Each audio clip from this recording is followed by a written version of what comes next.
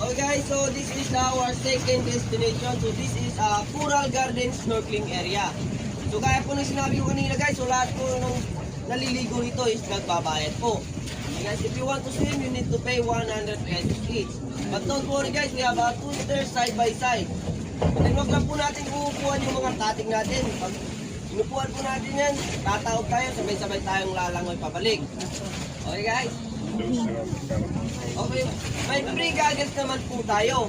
Yung goggles lang po yung free. So yung binabayaran po natin is yung area po. Okay guys?